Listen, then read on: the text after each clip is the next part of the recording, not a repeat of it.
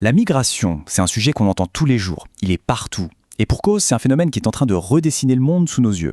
Ça change nos sociétés, nos économies, nos cultures. Alors au cours des prochaines minutes, on va tenter de décrypter ensemble ce phénomène, de voir ce qui se cache vraiment derrière les gros titres. Parce que oui, on parle de chiffres, de statistiques, mais il faut jamais oublier que derrière tout ça, il y a des histoires. Des histoires d'hommes, de femmes, d'enfants. Des parcours qui sont souvent semés d'embûches, de risques énormes, mais qui sont toujours portés par un espoir fondamental, celui de trouver la sécurité, de nouvelles opportunités, bref, de trouver un avenir. Et justement, pour vraiment saisir ce que ça représente, le mieux c'est de s'attacher à une histoire concrète. On va donc suivre le parcours d'une famille qui va un peu nous servir de fil rouge pour comprendre tout ça. Alors voici cette famille. Il y a Gora, le père, Amira, sa femme, et leurs 2 enfants, Eyane et Nouda. Ils vivaient à Alep, en Syrie. Une vie normale, simple. Et puis, la guerre a tout ravagé. Leur ville est devenue un champ de bataille, et ils se sont retrouvés piégés au milieu des combats. Il faut bien comprendre que pour eux, partir, ce n'était pas vraiment un choix, c'était une question de vie ou de mort. Et leur voyage, franchement, c'est une véritable odyssée. Imaginez un peu. D'abord, il a fallu fuir en Turquie en payant des passeurs, avec tous les risques que ça implique. Ensuite, la traversée de la Méditerranée, on sait à quel point c'est dangereux, pour arriver en Grèce. Et ce n'est pas fini. De là, ils ont dû remonter toute la route des Balkans, un chemin long, épuisant, avant d'affronter les Alpes, le froid, la montagne, pour enfin arriver en France. C'est là qu'ils ont pu obtenir le statut de réfugié, cette protection que l'État accorde quand on ne peut plus être en sécurité dans son propre pays. Cette histoire, elle est évidemment très forte.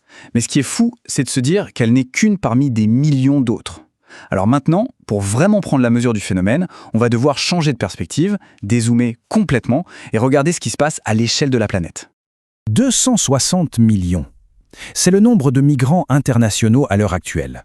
C'est un chiffre qui donne le tournis, non? Pour se donner une idée, ça représente à peu près 3% de la population mondiale. Et ce n'est pas un chiffre statique, il est en augmentation constante. Cette carte, elle est parfaite pour visualiser ça. On voit bien que ces flux migratoires, ils sont partout. Ils connectent vraiment toute la planète. Et ça tord le cou à une idée reçue assez tenace.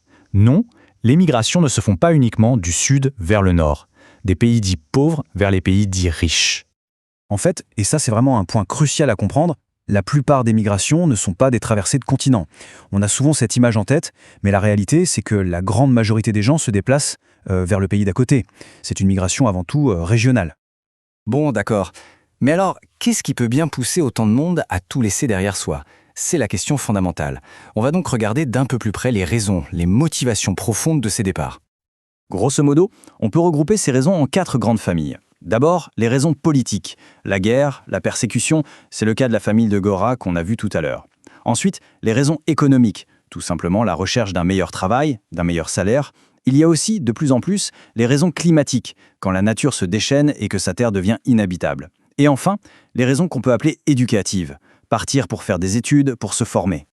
Et pour bien comprendre la puissance du moteur économique, regardez ça. C'est simple, mais c'est parlant. Pour le même job, un salaire au Mexique peut être 10 fois inférieur à un salaire aux États-Unis. 10 fois. Forcément, ça crée un appel d'air, une force d'attraction qui est juste énorme. Et puis, il y a ce facteur qui prend de plus en plus d'ampleur, le climat. Le changement climatique, avec les sécheresses, les inondations, ça rend des régions entières tout simplement invivables. Ça pousse des millions de gens sur les routes. Et les estimations pour le futur sont assez vertigineuses. On parle potentiellement de 250 millions de réfugiés climatiques dans les 40 prochaines années.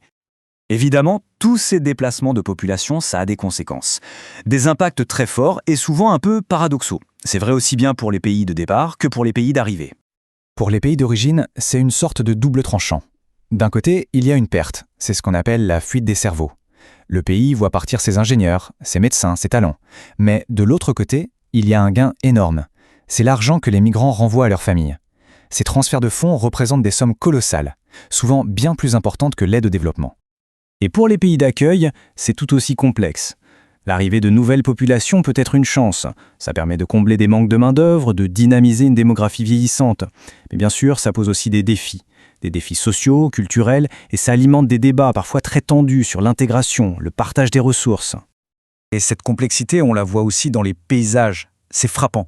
D'un côté, des murs qui se construisent, des frontières qui se ferment pour tenter de contrôler les flux. Et de l'autre, juste à côté parfois, des camps de réfugiés gigantesques qui sortent de terre, des véritables villes de tentes. On voit bien cette tension permanente entre la volonté de contrôler et l'urgence humanitaire. Tout ça nous amène logiquement à la dernière partie, et sans doute la plus sensible, la question de l'accueil. Comment les sociétés réagissent-elles à l'arrivée de ces personnes ? Ce qu'on observe, c'est que l'opinion publique est souvent coupée en deux. D'un côté, on a des élans de solidarité incroyables, des citoyens qui aident, qui hébergent, qui donnent de leur temps. Et de l'autre, on a des réactions de rejet, de peur de l'inconnu qui peuvent être très fortes aussi. Et parfois, malheureusement, ce débat dérape. Il passe de la discussion politique à l'hostilité pure et simple. Cette peur, ce rejet de l'étranger, ça porte un nom, la xénophobie. Cette citation, je la trouve très juste. Elle nous dit quelque chose d'essentiel. Bien accueillir, ce n'est pas juste une question de bonne intention. C'est beaucoup plus complexe. Ça demande des compétences, de la formation, des structures, que ce soit pour l'aide juridique, le soutien psychologique, l'accompagnement social. C'est tout un système à mettre en place.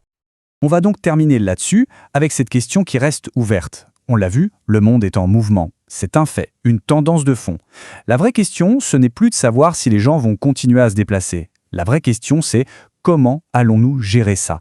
Comment allons-nous choisir de vivre ensemble dans ce monde en mouvement ? C'est sans doute l'un des plus grands défis de notre époque.